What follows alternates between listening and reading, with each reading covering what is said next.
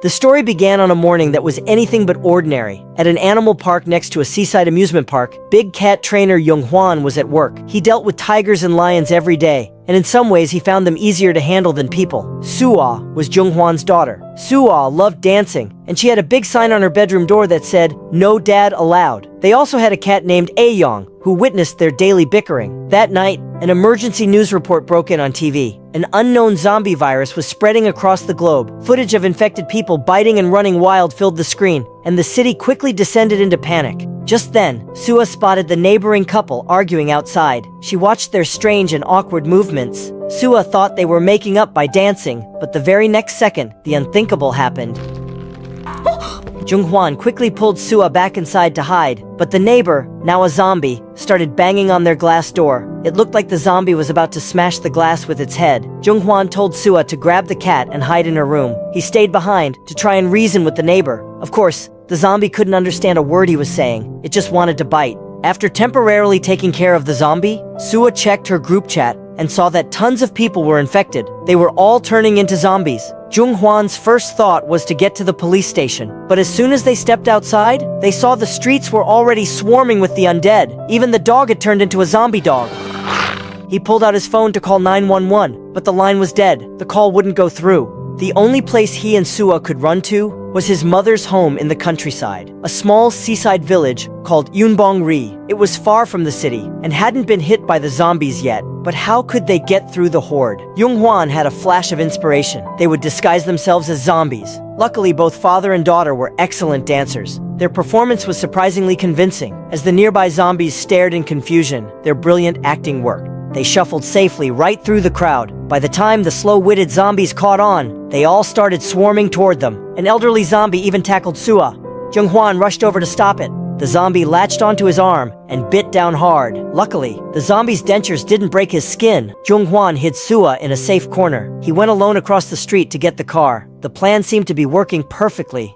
They quickly sped off and escaped the area. But while Yonghwan was relieved, Suah suddenly went silent. Filled with dread, Yonghwan ripped up Suah's sleeve. He saw that the skin on her arm was pale and gray, and on it were several bite marks. It turned out, while Suah was hiding in the corner, a little kid zombie had ambushed her. The zombie virus spread fast, right in front of his eyes. Suah slowly turned into a flesh-eating zombie. Yonghwan was overwhelmed with complicated feelings. He had no idea what to do. As Suah lunged at him, all he could do was wrap the hood around her head. Then he used the seatbelt to tie her down. The harsh reality pushed Yonghwan into total despair. They finally reached his mother, Bamsun's house in the countryside. They had just barely secured Suah when they heard the government's new policy on the news. To stop the spread of the infection, the government had sent in special forces. All infected people were to be eliminated on sight. Terrified the army would shoot Suah. But Yonghwan decided he had to be the one to end her suffering. He went into the yard and dug a grave with a shovel. Then he walked over to Suah, who was tied to a tree. He raised the shovel high above his head, but looking at her pale gray face and her dead milky eyes, Yonghwan couldn't stop flashing back to all the good times they shared. His heart broke. He squeezed his eyes shut, unable to look at her anymore, but his whole body started to tremble. Finally, he swung the shovel down, but he missed. Suah was still tied to the tree, unharmed. Yonghwan collapsed. He fell forward, hugging his zombie daughter, tears streaming down his face. Grandma Bamsun looked at her useless son and her snarling, biting granddaughter. Grandma decided to handle it herself. She picked up the shovel. She looked so terrifying that even the zombie, Suah, looked scared. Yonghwan jumped in front of her, terrified. Bamsun didn't really have the heart to do it, and now she hesitated. The two of them started arguing. They were yelling at each other in the yard, but while they were distracted, Suah managed to break free from the ropes and ran off. They frantically searched the roads. The road ended at the town pier, but there was still no sign of Suah. Then, Yonghwan suddenly remembered a place. It was an old fishing shed his mother, Bamsun, had built by the water. He opened the metal door, and sure enough, Suah was inside. She was standing in a corner playing with an old fishing net, but Bamsun saw this and still couldn't believe it. After all, the news said zombies were just dead people. How could dead people still have memories? Yonghwan wouldn't give up. He wanted to run one more test. He took out his phone and played a song they both knew well. As the music started, zombie Suah actually started to dance. Her moves were still stiff, but these little reactions convinced Yonghwan that his daughter's memories were still hiding somewhere inside that zombie shell. He thought, I can train tigers. Why can't I train my zombie daughter? So he decided to keep his zombie daughter. That night, Jung-hwan looked up news about the infection. He found out the virus was called the Gra virus. The theory was, if an infected person could regain their memories, the virus would get weaker. So his job was to make Sua remember more of her past. But before his plan could even begin, an uninvited guest showed up. It was Jung-hwan's childhood friend, Dong-bae. He had just heard about the zombie outbreak in Seoul. He wanted to check on Bam-sun. Through the frosted glass, he saw Sua eating at the table. He immediately went to say hello. But when he saw what Sua looked like, Dong-bae's heart nearly leaped out of his chest. He thought his eyes were playing tricks on him. He made an excuse and left in a hurry.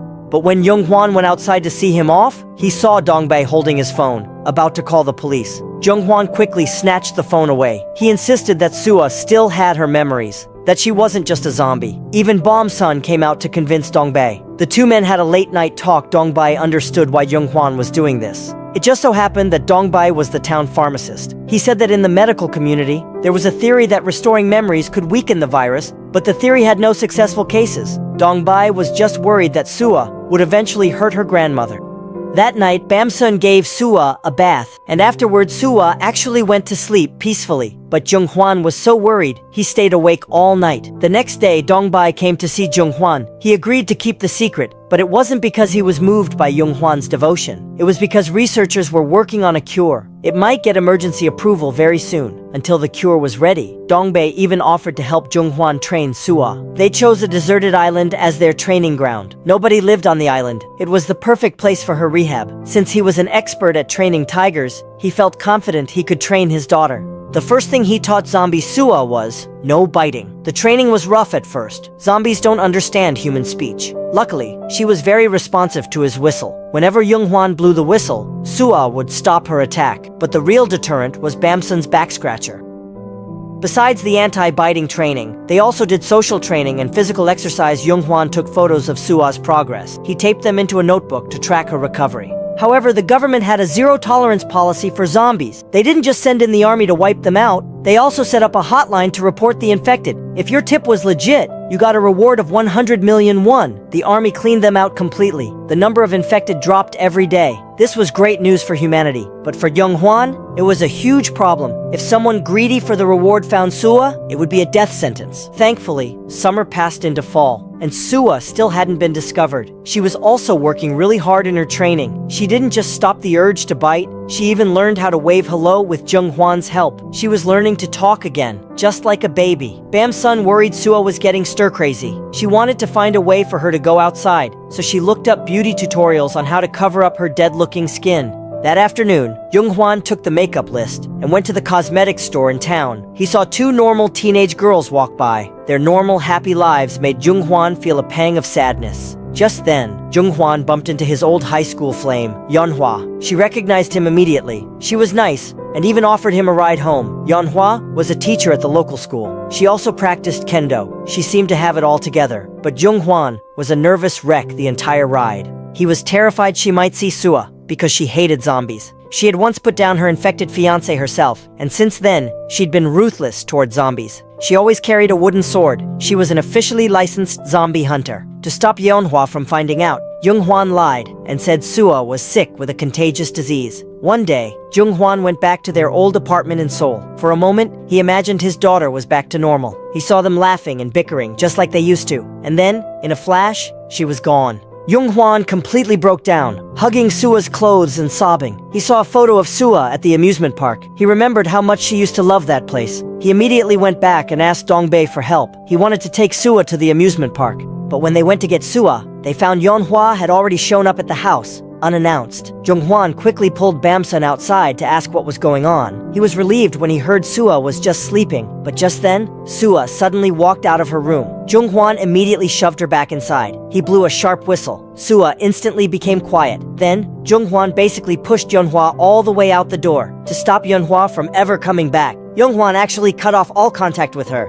The next day was the trip to the amusement park. Bam-sun used her new makeup skills to cover Sua's face. The results were surprisingly good. Zombie Sua didn't just look normal, she actually looked even prettier. This was also the day of the big town meeting. The village had been named Best Place to Live, and this year it also won the Zombie Free Village Award. As Bam-sun sat in the audience, Listening to the mayor's dramatic speech, she felt so guilty that she choked on her water and started coughing. Seeing Bamsun acting so weird, the mayor rushed over to check on her. Then he asked why Bamsun hadn't enrolled Sua in the local school. If the school didn't get more students, it was going to be shut down. Bamsun could only explain that Sua was sick. Then she tried to sneak away. But the mayor suddenly stopped her. He said they shouldn't talk about such serious things. How could they miss the singing and dancing part? So Bamsun was stuck partying in the meeting room, while Sua was having a blast at the amusement park. Unfortunately, even after all the rides, Sua still seemed completely unfazed by everything. Just then, Dongbei got a text about the cure. He and Junghwan immediately started celebrating. They were so happy they lost track of everything. But when they looked over, Sua was gone. Even scarier, Yeonhwa had noticed Bamsun acting strangely at the meeting. She grabbed her wooden sword and went straight to the house inside. She found the photos of Sua's zombie training. Meanwhile, Junghwan was frantically searching for Sua. He finally found her walking through the crowd, holding some food. The food vendor was chasing her and demanded payment from Junghwan. And right at that moment, Sua, who couldn't even say, "Dad," spoke her first words since becoming a zombie. She said, "I want juice." Junghwan immediately tried to share the good news with the vendor. The vendor was totally confused, because juice came with the meal. It was a standard combo. But Junghwan just grabbed Sua and hugged her tight. He shouted that he wanted to buy all the juice the vendor had, but he had no idea that back at home, Yeonhwa had figured out Sua was a zombie. She was interrogating Bamsun, demanding to know why she lied. Under Yeonhwa's intense questioning, Bamsun had to tell the truth. The truth was, Junghwan had never been married. Sua was his sister's daughter. Junghwan's sister had a terrible marriage. Her husband was abusive, and he was a compulsive gambler. He gambled away all their money. Even after they separated, he hunted her down in the countryside, demanding more money. At that time, Junghwan was about to move to Seoul for work, so he just took Sua with him to take care of her. Later, it was Junghwan's birthday. Bamsun threw a party for him. Yeonhwa was also invited. Junghwan asked his sister to come over and watch Sua. Suddenly, a car ran a red light, and just like that, his sister was killed. After that, Junghwan was trapped in endless guilt. He gave up on the idea of starting his own family. He just wanted to take good care of Sua. But Sua's biological father took all the insurance money and started a new family. Yeonhwa had no idea about Junghwan and Sua's hidden past, but she didn't believe the zombie Sua was the real Sua anymore. So when Junghwan returned with Sua, Yeonhwa was still ready to kill her. Junghwan jumped in between and took several hard hits from the wooden sword. Luckily, the dependable Bamsun stepped in. She had gotten drunk at the town meeting with the mayor, and in a daze she promised him Sua would attend school the next day. This was the only way to save the school from being closed. It also gave her a bargaining chip to use against Yeonhwa. If Sua could act like a normal kid at school, Yeonhwa would spare her life. On the first day of school, Junghwan followed her right onto campus. He even packed Sua a lunch and gave it to Yeonhwa, the teacher. Inside, Sua was the center of attention. The students saw her thick makeup. They just assumed all the girls from Seoul were super into makeup. They carelessly tried to wipe the makeup off her face and accidentally knocked her colored contact lens out of place. Junghwan rushed in and shoved the contact lens back in, worried something else would happen. Junghwan stayed at the school all day. During PE, while the kids played basketball, disaster struck. Yeonhwa tossed the ball to Sua, but she forgot about Sua's stiff zombie reflexes. The ball hit her so hard it knocked her jaw completely out of alignment. Luckily, Dongbei was a decent pharmacist. After a few forceful yanks and twists, he finally snapped Sua's face back into place. The other students felt bad about what happened. After school, they brought Sua a bag of apples as an apology. Through the clinic's glass window, Sua stared blankly at the students, waving goodbye. And then, she slowly raised her arm and waved back. Everyone was amazed. Sua had made friends on her very first day. That night, Sua and her grandma played cards at home. The girl, who was usually expressionless, actually let out a small, happy smile. She had friends. She was learning to smile again. It felt like life was finally getting better. But that same night, Sua's biological father showed up. Looking at this disgusting, evil man, Bamsun wished the zombies had gotten him. He had returned because of Sua. Sua's strange behavior at the amusement park had been filmed by someone and posted online. It went viral, with everyone guessing she was a zombie. The father, wanting the huge reward money, had come back to confirm if it was true. Bamsun tried to stop him, but he just shoved her violently to the ground. By the time Junghwan found out, the man had already driven off with Sua. Junghwan, desperate to catch them, took a shortcut and slid right down the mountainside. His effort paid off. He managed to block the car at the last second, but the man felt no shame. He insisted he had every right to take his daughter. He said Junghwan had no right to stop him. Faced with this shameless monster, Junghwan knew talking was useless. He just started swinging. The man distracted Junghwan with insults and then sucker punched him. To protect Junghwan, Sua lunged forward and bit the man on the neck. Jung-hwan immediately pulled Sua off. He yelled that she wasn't supposed to bite, but as he was scolding her, the man he bit began to turn. Jung-hwan pushed Sua behind him. He grabbed a nearby club and swung it hard at the lunging zombie. After taking care of the zombie, Jung-hwan immediately sent Sua back to Bam-sun. Then he found Dong-bai. He said the military would find him and Sua eventually, and when they did, everyone he knew would be investigated. So he decided to run away with Sua right now. Bam-sun understood. That night, she packed her bags. She was going with Jung-hwan and Sua. Even the cat wanted to come along. The next day, Jung-hwan had Bam-sun give a letter to Yeonhwa, but the letter was just a distraction. While Bam-sun was meeting with Yeonhwa, Jung-hwan had already taken Sua and left the village. He was heading for that deserted island in the sea, but the army moved faster than he expected. He wasn't gone for long, before soldiers surrounded Bam-sun's house. When Bam-sun got back, her home had been completely torn apart. At that moment, Jung-hwan was still at the fishing shed, preparing his boat. He never expected that just as he was ready, soldiers surrounded him from both land and sea. Jung-hwan's heart sank. He locked the doors and windows.